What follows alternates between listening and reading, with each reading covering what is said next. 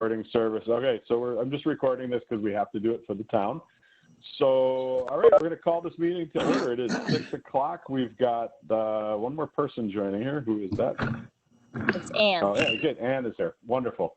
And Ed got on a little bit early with me just to see if I got the conference call dial-up feature working. So if there are members of the public here, they're not able to comment, but they can listen in. So we might have people from the public here. I just don't know. It doesn't tell me if there's people in there, I don't think. So, all right. So first thing was the minutes. Ed, thank you for sending out the minutes of the meeting. I did have one change that I sent to him. We have to include the recording link, but it's from the town's website. So I sent that to Ed. Ed, you made that change? I did, and I actually resent you the minutes. Oh, okay. I'm not sure if I got them. Yeah, I can resend, but yeah, I did put that on top of the header. Okay. Was there any other comments or any other things about the minutes from last time? No other comments. Yeah. Okay. Can I have a motion to have them approved? So moved. All right. Seconded by Nate. All right. And all in favor, raise your hand. All right. We've got a unanimous. Everybody's listening. I like that. Hey, Ann. How are you? Okay. All right. So, all right, just a couple of things for my chairman's introduction. You've probably seen over the last week or so, I was sending out emails. We did finally get all of our bike repair stations installed. The pumps have been installed. So that's a really, it's a big thanks to everybody on our group. Santina's not here, but, she was really one of the people that was instrumental in getting it done. And George from the DPW was fantastic. We drove around, we found some of the locations, and I was surprised that within like a week and a half of Santina giving the final go-ahead, it was all done. The pads were poured and they're all in. So a nice little story. I was actually biking by the Sea Grape the other day, and there was two ladies, and they were biking on their beach bikes, and one of them had a bit soft of a tire, and she's like, oh, where am I going to get air? I'm like, well, if you just walk down the street a little bit to the beach, we have installed a brand new repair station and a pump. And so that she did. She walked her bike down there, was very thankful of it. And you're the bicycle Samaritan. Yeah. Yeah. The bicycle Samaritan. So that was really nice. I did put up the routes, the pump stations, the repair stations. Nate, thanks for getting me those Strava maps, and you sent them to me in a format that I could easily get into that Google map. And Ed, I think you posted them both to the town, our bike and pedestrian committee. Did you post them to any of our social media outlets as well, or no? Yeah, I put Twitter. Okay, great. Did you get any comments back from any of that, or no? I mean, I wouldn't get comments back from the town site when I post on the town site. If there were comments, it would be on Twitter. Okay. Okay, so then we also, of course, we sent out those communications via the first Selectwoman's office. And so I figured I would just want to read this to you guys all just for a second, because it's going to be kind of a common thread that we're going to be talking about, I think, in this meeting. But Jackie Bertoloni, she's from the town's first Selectwoman's office. She did say, thanks for sending on that article and the link. We received, in all caps, considerable amount of emails back from residents today after sending out the newsletter about bikes and pedestrians. Obviously, the hit-and-run accident on Reading Road has everyone on heightened alert. Many emails were complaints about the bikers riding in the middle of the road, three abreast, blowing through stop signs. Many also were from bikers complaining about residents with dogs and baby carriages walking on the wrong side of the road. In speaking with Brenda, we thought maybe the committee could write something specific for next week, which is going to probably have to be next week, because I figured I would want to talk to everybody first. That would be directed both to the pedestrians and the bicyclists. I'm going to add in my comment to the drivers as well, because I do think just all three parties are, part and parcel of the same thing. But they would like to have us, they're very happy to have information from us into the town's newsletter, in the email newsletter. So I just want to throw it out there really quickly. Anybody have any comments they want to bring up? Karen, you got your hand up. Go ahead. Yeah, I saw Gary last week. I just happened to see him at something, and he was helping at some event. But I talked to him for a little while, and he was talking about the same thing, and that this is a big problem. that everyone, when we were in quarantine, felt it was okay to walk in the road and walk because there was no traffic. And now it's a huge issue. Southport Beach being one of the most major problems because no one can get anywhere.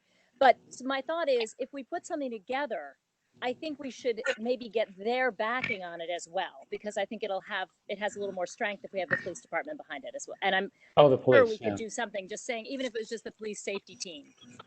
Well, that would be my point. I mean, the more we can make it officer friendly-ish, the better. Yeah. It's a good idea. I agree with that. And also in the talking about what the motorists can do is a reminder to keep 3 feet from cyclists, because I've been almost brushed several times. Yeah. It's a state law. So, sorry, I just lost my notes here. Okay, anybody else wanted to weigh in on it really quick? Yeah, go ahead, Ann. Hear me? I don't know if I. Yeah. Yeah. Okay. I know that, like, I've been on Facebook a bunch with the Fairfield Beach neighborhood group, because I'm sure it's everywhere, but especially on the weekends down here, it's crazy. And like, Chris, I don't let him ride his bike around here. I don't go walking by himself anymore. You're breaking up a lot. Several times, like, people are speeding, blowing through stop signs, like speeding all over the place. And when I said something to Brenda, she said that she had asked.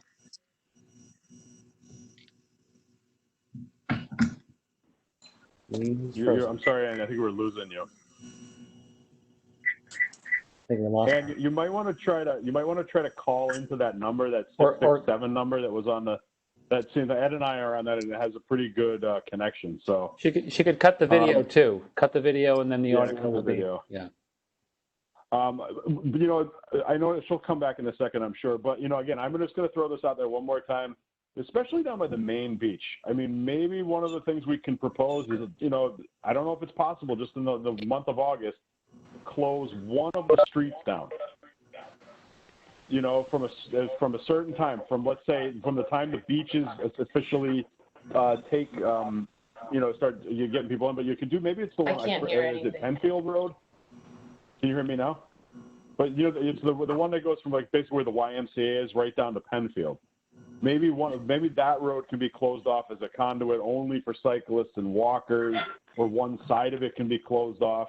So you have a lane, if the police can put up cones or something like that, then at least we have a conduit where we can get people down there. You still have the residents can get by on that one side, or make it one way.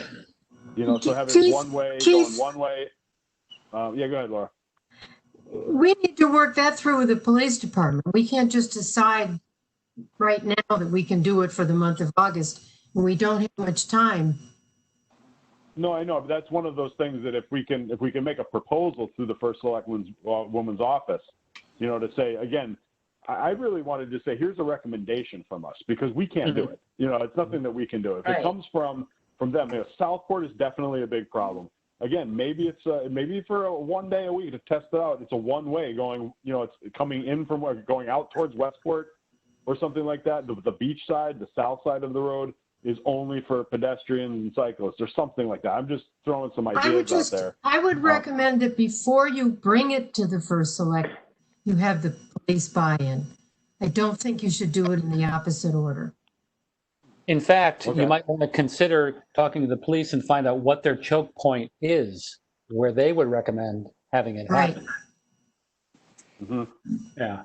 Even, I really feel like it's necessary to have some information from them, what they're doing in terms of like stopping speeding and stop sign violations from cars, because I feel like every time it's brought up, it's like, oh, well, people are on their phones walking and they're not paying attention, or, there's people in the road, but there's never any like enforcement. I feel like there's never any police enforcement, at least down here. I never, ever see them doing anything. I know they've put the signs except for their the parking speed tickets. signs, but I don't know that that's really making And a like, difference. that a car was speeding so fast on Reef, it turned over. Oh my God. Yeah, in between the sea grape and the stop sign, a car was speeding so fast, he ran into 4 stopped cars along the side and then flipped over the middle of the road. That was at 8 o'clock. It's still light out. Yeah. Wow. Bad down here.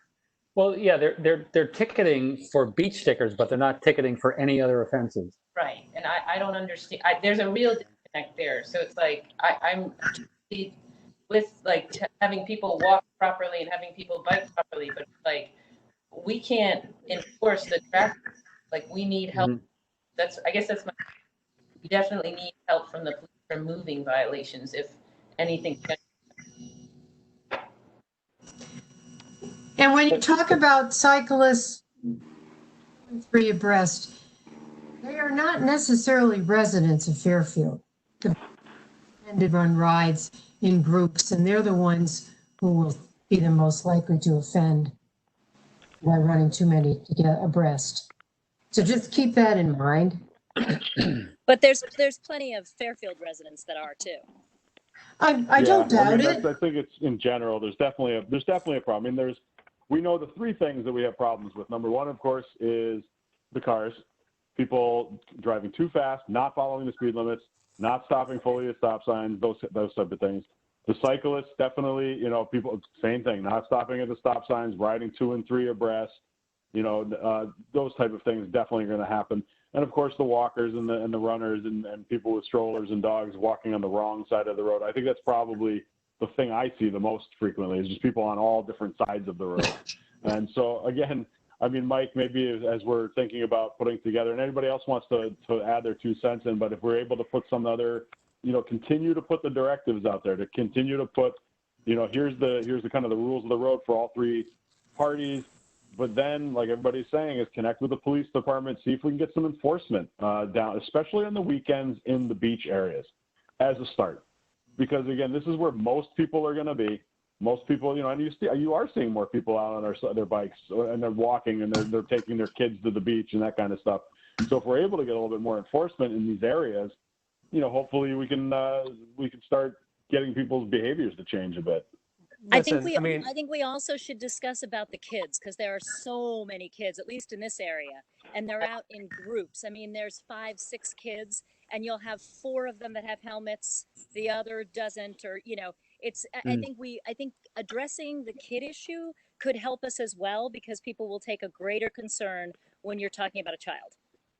I agree with Karen, and actually, as far as bikers in the middle of the road, kids are the ones I see doing that the most. Oh yeah, a lot down here for sure. Yeah, they're really much more. They're just clueless. They're young. Because when I was a kid, of course, I never did anything wrong. But Yeah, none of us did, right? No, I also think it is true, and I definitely get it. Keith, I think another thing that I think we should address is, but the hit and run, and of course people are outraged, which is totally understandable. But the idea that if we put bike routes in, it should also have a calming effect, and it should help slow down traffic and the speed. And it's something to just mention. I mean, that route was one of the routes we talked about, or being the next area for a bike route. But that does not have marked shoulders, correct? I think the Reading Road does not have marked shoulders. Because if a road does not have the marked shoulders, it's not going to make that kind of difference. The cars go the speed the road lets them go. This and guy if it's thought not he narrow, they'll go fast. This guy thought he could drive 70 miles an hour on this country road. I mean, there's nothing you can do as nothing any of us can do. That falls 100% squarely on the police department of Fairfield. They are failing their job protecting residents of the town from situations like this. They're not enforcing the laws. They're not, and again, if they see cyclists running through stop signs, they should pull them over. Exactly. If they see baby joggers on the wrong side of the street, walking with traffic, taking out the lane, they should pull them over and educate them. But I will tell you that I'm sick and tired of people blaming cyclists and calling out people riding 2 abreast. that we do that for a safety reason. It's actually safer for cars to pass a short, wide vehicle than it is to pass a long vehicle. So when you have cyclists in a pack, if they're too wide, especially if you have 4 or 6 or 10 cyclists, if they're too wide, they take up the space of a Suburban. If they're 10 long, they take up the length of 3 Suburbans. And so that person has to cross that yellow line for a considerably longer period of time before they can get back in and get on their way. So there's actually a benefit, and people don't realize it. Drivers don't understand that actually cyclists do that as a defense mechanism to prevent cars from just blowing by them and brushing them off the road. So again, that's another really good point to put in that in an educational piece that we would pass along. Yeah. As in, if you see 2 abreast, they're not doing it just to talk. Yeah. Right. Yeah. Yeah. By the way, I don't know, Hopefully. but that driver of that truck that killed a woman was hammered. He was drunk. Right. And he ended up, he thought he hit a tree or something as he swerved off the road. It was her. So, nothing we can do is going to change that. If the police can't happen to catch somebody like that, there's nothing we can do. And there are a lot of roads in this town that people drive fast. Well, yeah. I'd list them off to you, but I won't. But the point is, now is the time to hammer it home because of what's happened, and people are very, very aware of it and thinking about it. So People are So really quick, Karen, I know myself, Mike has been helping us write some of these things up for the newsletters. You seem to be kind of passionate about it as well. Would you be like to just maybe have 3 of us, maybe one other person that wants to be a part of it, to get something together that's really, really, focuses on some of the safety issues and kind of an educational piece? Absolutely. Would you be willing to do that? Okay, Absolutely. good. And anybody Yeah. else? I'll be happy to help. go ahead. I'd be happy as well. All right. Well, we could have at least 5, and maybe we can talk about 2 different things. So Jay, I'll put Jay and Laura in here as well. One of the things I would like to also do, and I put this down a little bit lower on the agenda, but it was the Fairfield citizen request. Mike got an email back after we put this information out there from a reporter at the Fairfield Citizen, and he was specifically asking about, how we came about to have the bike routes. So I did email him back yesterday. I told him to get in touch with me. He hasn't responded to the email or called me. But, again, I wanted to kind of tell the story a bit about how these bike routes came to pass, what they are, the idea that they're not bike lanes, and we have to, kind of a little bit of educational, that kind of stuff. So again, that's something that I'm definitely happy to take the point on, just to talk a little bit about the history of how they became, but also just as Karen said, the whole point of having these things is because we're trying to find places where people were cycling anyway. The more people that you have there, it does add to hopefully a traffic calming, where there's just more people that are using these roads. So cars do have to drive slower. The cyclists should be following the rules of the road. The walkers and everything, because unfortunately this town doesn't have types of roads where you can have big separated bike lanes and have sidewalks on every street. It's just not going to happen, and not in the near future at least. So if there's anything we can, I'll put that in for the citizen article. And again, maybe it's not this summer we're able to get some closed off streets, but I think that's just something, there's been so many articles. Laura, you sent one around this week about, just the change and where people are starting to see we can use alternative means of transportation to get around, and try to make some changes, because it is changing. We're seeing a lot more people out there, and hopefully this will continue. So. But anyway, again, if anybody else wants to be part of that with the Fairfield Citizen, just let me know. I'm going to wait for him. He just gave me his email address, so I emailed him back and I'm just waiting to hear back from him.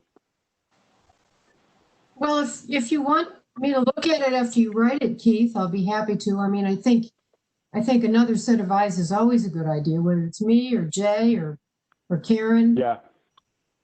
Well, the other thing too is for Laura and Ann, especially, maybe if you want to reach out with Bill Pollock as well, but it would be nice to put in a little blurb about the Complete Streets policy into that newsletter, because it does seem to be getting a lot of people are reading it. She is sending that out on a regular basis. A lot of people are reading it. So, if we're able to make just even a biweekly or a monthly contribution, as things go along, but to do a little educational piece about what is the complete streets policy. What, you know, we've got it approved. What is it? You know, and then to have a little article about that. So, you know, again, anything we can get positive out there about the work that our committee has done.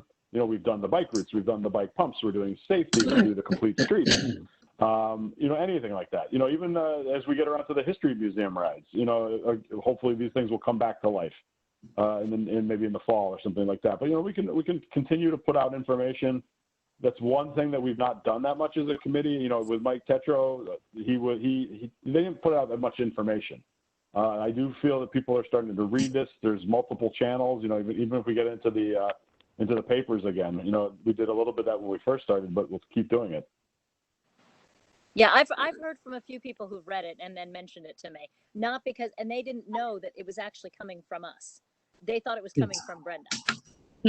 Yeah, that's fine. Which is fine. You know, I mean, or it's coming from the town government. It's, you know, because we're technically working as volunteers for the town government, and so, you know, that's just like to get that out there. So, well, anyways, I just think it's just interesting that they weren't looking at it as at a committee that was actually serves the town, that's also working with them. So it was just an interesting perspective. Yeah. It would be nice if she recognized the committee in the article. But Well, actually, I wrote that, and Santina put in her comments because I wanted to recognize both the health department and we recognize the Department of Public Works, town engineer. You know, she's like, we don't want to just like, we're going to put in all these multiple partners because there was quite a few between the police commission and Bill Hurley and Public Works and the health department. It really is a group effort, and we've got a lot of support from various people in the town. So, you know, we're pushing it forward, but we're getting that help too, which is great. Okay. Unfortunately, we do not have a town engineering update. Bill's on vacation, so I guess we'll just wish him well on his vacation. He works quite hard, so He deserves it. he deserves the day off. I think he's had a tough year, I'm sure. Wow. As well as Santina, again, she does a great job, and I think she's on vacation as well. I have not heard from Gary, and I do send him the emails, but I think he's got his other concerns he said on. he just can't do the Zoom. He said, I can't do the Zoom meetings. I said, okay. I get it. I'm happy I figured this is like a 7-step process to get the WebEx connected to the phone call, to get it recorded. I don't know. I'm getting there. We'll give you a gold star sticker, you know. Oh, I tell you, I'm hoping we can get back to in-person meetings at some point in the near future, whether we wear masks or whatever. It would be nice to get out of my house. That's for sure. Anyways, okay, so yeah, we don't really have anything on that. Anything on the Complete Streets subcommittee or anything that we wanted to mention about that? I don't have anything new on that. We're not really working on anything in particular, although this is sort of related. You probably all read that Bridgeport has put in their scooter program. Yeah, I've seen. I have not. Can you just give us a quick highlight of what that is? It's a scooter share. I saw. I saw them being delivered in Black Rock the other morning. I was on a bike ride. I saw them the truck dropping them off on the side of the road. So. I know they were looking into it because I was on that committee for the regional share, and we kind of dropped the regional theory because every town has their own ordinances. And it really wasn't going to work, and Bridgeport just decided to go ahead and try something. So that's what they tried. It'd be interesting. Who pushed that through? Was it the town council or one person, or how did it happen? I know the Greater Bridgeport Transit, as well as Megan Sloan, who's part of, the head of the, help me. At GBRPA or whatever it's called now, Greater Bridgeport Regional Planning Agency. Yeah. And they worked with the university that had done it trial last year, and they just decided I'm on a Zoom. Underserved population in Bridgeport, that this was probably the best way to help those people, their ability. but I haven't heard much about it other than what I've read in the papers. I could for next time try to get a conversation, get Megan Sloan to give me a holler and write up something and talk about how it's working, because it just started. Yeah. I was thinking it'd be interesting to piggyback on some of that if there's any opportunity to do it. Well, we'd have to get a contract. And Well, right. Not piggyback physically, but piggyback in terms of, learn what they've learned. Yeah. And see if our town, is willing to give it a try, and liability, and where you can leave them, and what ordinances we do or don't want to try to put in before we let them loose on the streets. I mean, you got all the issues that came up this time. Bridgeport has a lot more sidewalks than we do. Yeah. Yes. That's true. I'll All be right, honest, again, I just wanted to bring up one other thing. We did have an email come in, again, sent to Mike. It was from a resident, Anthony Izzo. He's lived on Reading Road for 40 years. It's got, a long road, heavily used by walkers, bikers, and traffic, which sometimes conflict with the competing users. This past week, of course, we had the hit and run fatality. Can you please work on plans so the continued use of Reading Road will be safer for pedestrians and bikers? I would be glad to be on a committee that has a mission for this road that results in lower posted traffic speeds and general awareness of other users on this road. So, Mike, did you have a chance to respond to him or not yet? Oops, what'd I do? You're back Yeah, on. you're there. Can you hear me? I hear you. Can you hear me? Yep. Yes, we can hear you. No, I can't hear anything. You put your phone down. Hang on.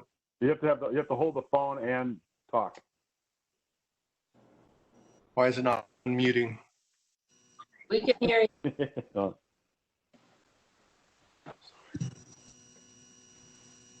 Sign language. I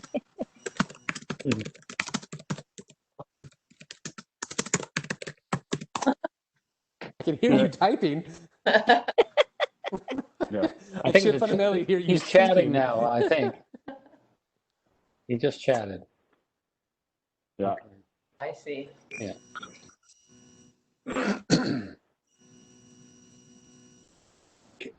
I can't figure this out. We'll see if you get. I'm chatting with him. Yeah, you got the phone back, huh? You might have to call in. Let's see what happens. That's why I can hear him dialing. Oh. Well, it's going to ask him to type in something. Mike, can you hear us? We're getting this technology figured out slowly.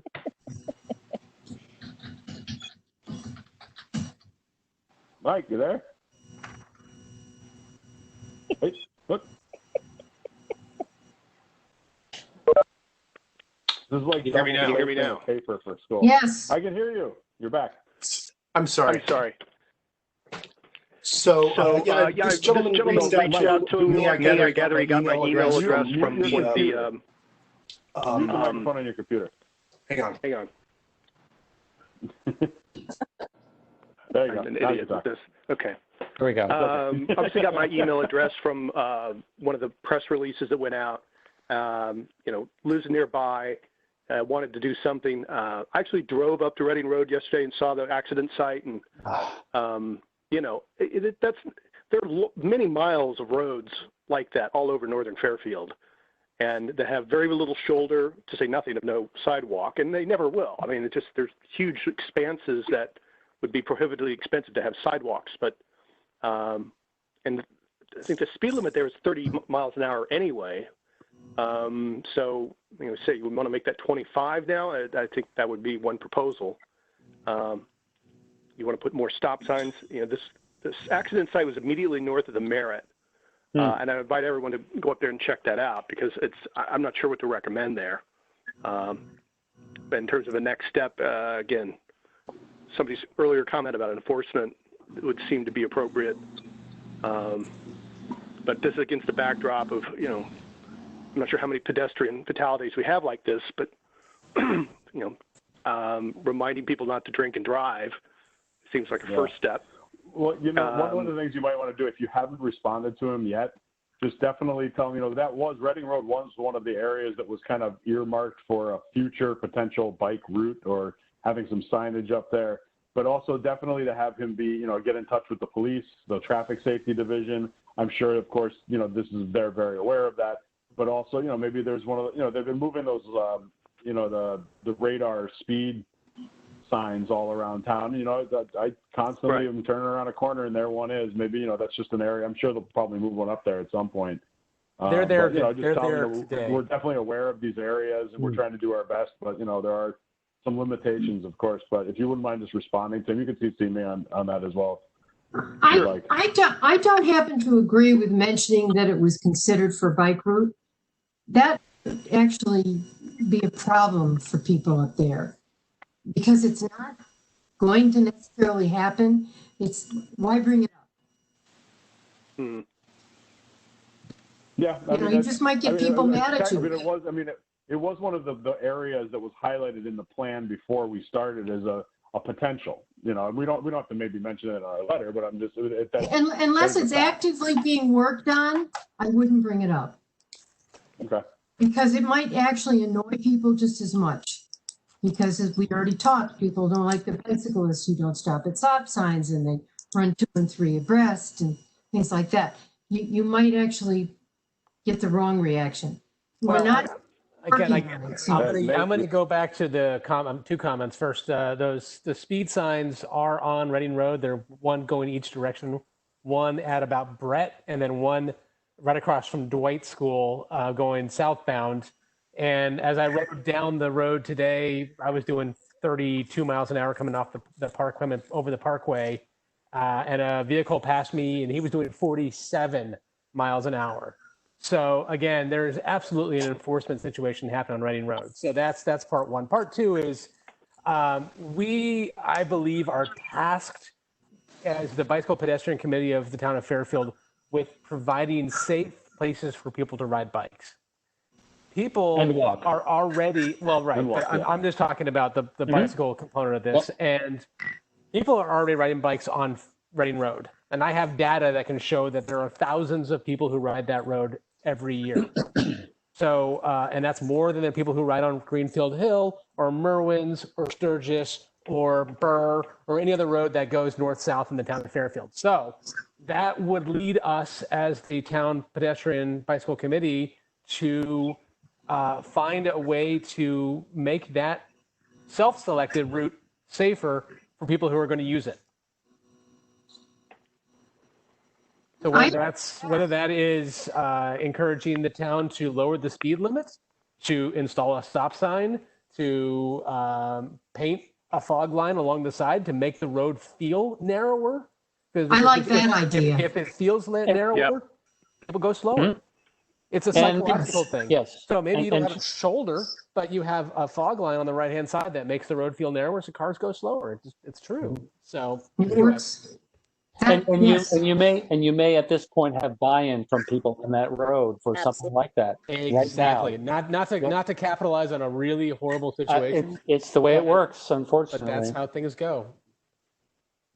Well, you know, again, that's I like that last suggestion. One thing, by the way, go ahead. Okay. Go ahead. Mike, I was going to say, I actually participated in that webinar earlier today.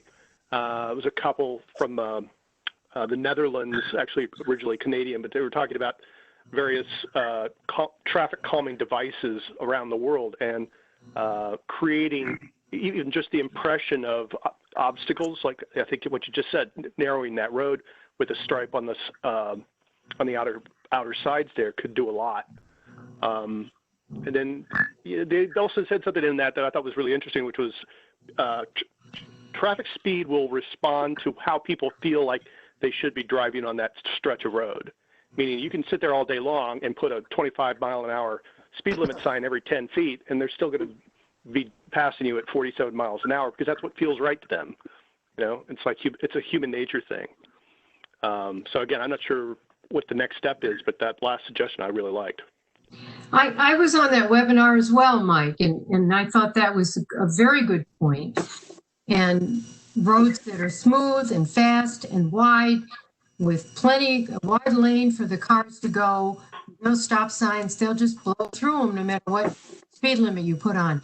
Now, they were talking more about city streets and they were talking about the calming measures like bump outs that you can do at intersections.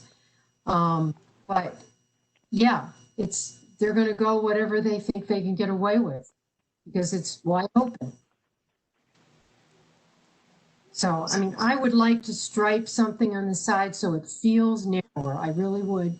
And obviously, So, I mean, I guess to everybody's point, we started out with a comment to the member of the public that was interested in this thing.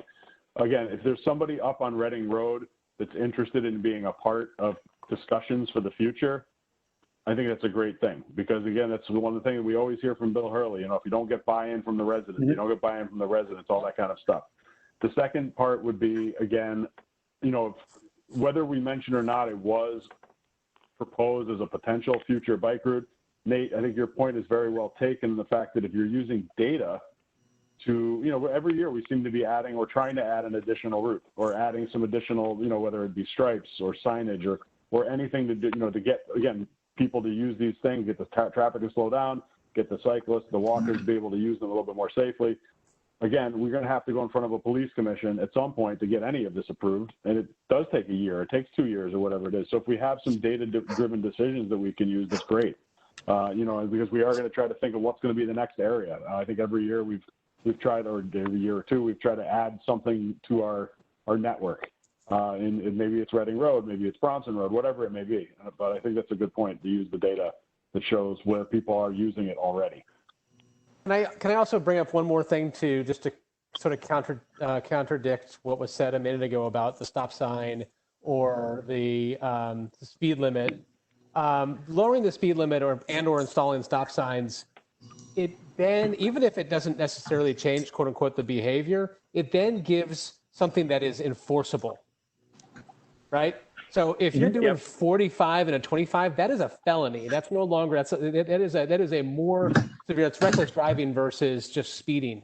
So it's a different class of moving violation. If you run a stop sign, that is a significant moving violation. So so those things do actually have, they do have teeth.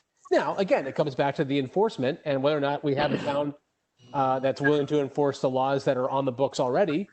As evidenced by the 47-mile-an-hour guy who passed me on a 30-mile-an-hour road. So again, I think that, but I don't think that just saying that, you know, what's the point of lowering the speed limit? You know, people are going to drive fast on the road anyway. Is sort of the defeatist attitude that doesn't really feel like we should go that way. And I'm not saying that. I have no problem with more stop signs, but it's more than putting the markers, the shoulders on the road and the stop signs. If you don't have enforcement, you're still going to have in a straightaway road, people feel they can speed up. I have another comment. I'm really concerned if we put a lot of effort into Reading Road and not other roads in this town that have the same problem. I don't think anyone's saying that has to be it. I think it's just that this is one of the routes that we already discussed at an earlier meeting. Again, just as Keith said, no matter what, it all has to go before the police department. You know, Nate and I are going to have a meeting with Gary. We're going to present a couple of the ideas that we have out there and see what they say. But it's not like we're pushing for that right now. We're just saying that it might get a lot of backing because of what's just happened. Like it or not, it's an opportunity, unfortunately. I agree with that. I just don't want to make us publicly look like we're only focusing on Reading Road. Can I ask a question that's related to that signing? I mean, I don't know the specifics of which departments are responsible. I assume it's DPW for clearing brush away from signs, but this goes hand in hand with, I mean, the signs are there. They need to be seen if they're obstructed by growth. You know, that should be part of our minor mission, but it should be part of the picture as well. And how we bring them into, are they covering enough of the town? Do they have enough people? All that sort of thing. I'm sure there are hundreds of signs that need attention. Yeah, I know there's two things. I know my parents, for example, they lived on on Mill Hill Road, and they got a nice letter in the mail from the tree warden saying you have trees that are growing too close to the road. You're responsible for cutting them down, Well, or there the you go. town's going to come along, and they're gonna do it for you, and we're going to send you a bill. So I'm not sure. Again, that might have to just reach out to the tree warden. I think it's the tree warden. But Bill, it's too bad Bill's not here because he would know the answer to that. Maybe we'll just bring that up for next time, because they do have people that come trim them, but a lot of times it's the homeowners that are responsible, depending on where the trees are. But another FYI for people, if we get something, into Brenda's newsletter, whenever, as often as she does it, that's like facts a bit at a time, like I didn't know that. Well, I have to go out and cut the branches down off my maple that's blocking that 25-mile-an-hour speed sign. I mean, well, and again, if people have ideas for, just even articles that we can get out, and through whatever medium it is, whether it's our social media, it's on our Bike and Pedestrian website, or it's through the town's, weekly newsletter, whatever it is, if you have an idea, just make sure you let us know about it, because, we can always put them together. We can write them up, get the buy-in from various different people, whether it's DPW or Parks and Rec or the health department, whoever it is. And Santina's really she's been very good at kind of helping to push them along and always giving us good advice too. So, she does this quite a bit. And so, anything we want to get out there, just don't be afraid to bring it up. We can discuss it. We put something together and we'll go from there. All right. I'm trying to think if there's any, I guess I did put in there like any other pedestrian safety concerns. Now, I know, Jay, you had mentioned this to me as well.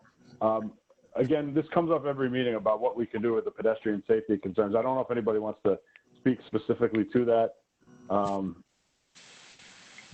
Well, I'm drafting a letter. Go ahead, I'm drafting a letter right now to Officer Scioli, who I've had contact with, and I live on Black Rock, which is the Saratoga Speedway, as far as I'm concerned, these days.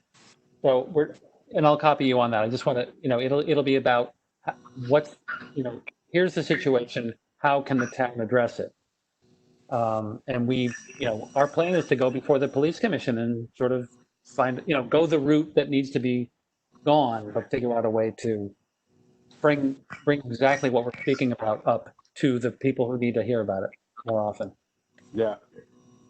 No, and I think that's important. Again, two things at hand. I'll get to you in just a second. But just make sure that, if it's coming from you as a citizen, that's great. We just always want to make sure that we're not putting the committee's name on things that it would be coming from my household. Yeah. Okay. Yep. Okay. Go ahead, Ann. I was going to get back in with the whole painting the bump out experience on crosswalks, possibly picking a couple of locations, because Bill seemed to be into it. We were talking about it a month ago.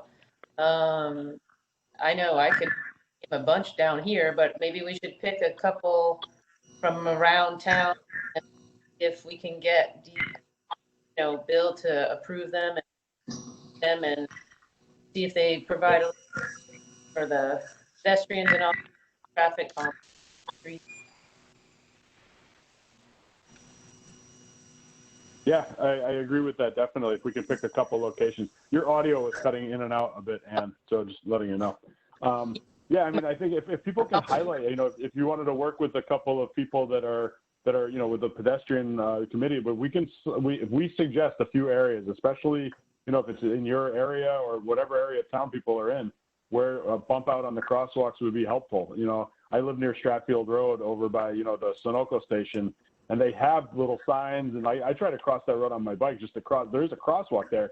I think anybody ever slows down, they're blowing by me at 60 miles an hour, so, but, if we're able to put some bump outs, on the roads that we're able to do it. You can't do it on the post road or on Stratfield Road because they're state roads. We'd have to get the state approval for that.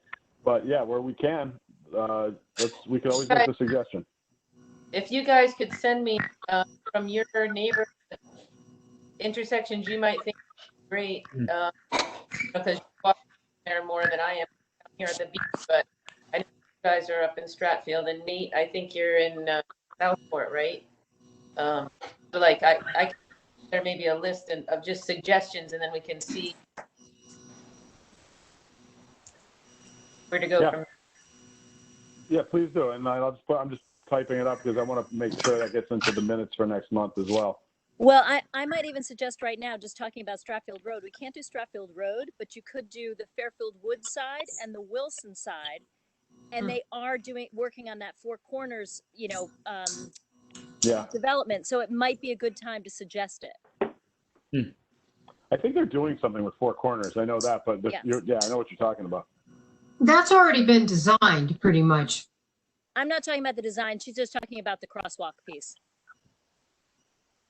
But you're not going to put a bump I think they actually did some crosswalks. They already did some bump outs. I'm saying that's already been. I'm fairly sure. I think Bill mentioned it to us in one of the last meetings. He did. That in the design. Okay. I guess, was there any, I guess there's nothing really, Linda's not here. I'm not sure, Ed, are you still here? Any events that we're going to have for the rest of the year? I think everything's pretty much in limbo right now. That would be a correct statement. Okay. I don't know if you noticed, but the Fairfield Museum is doing a walk.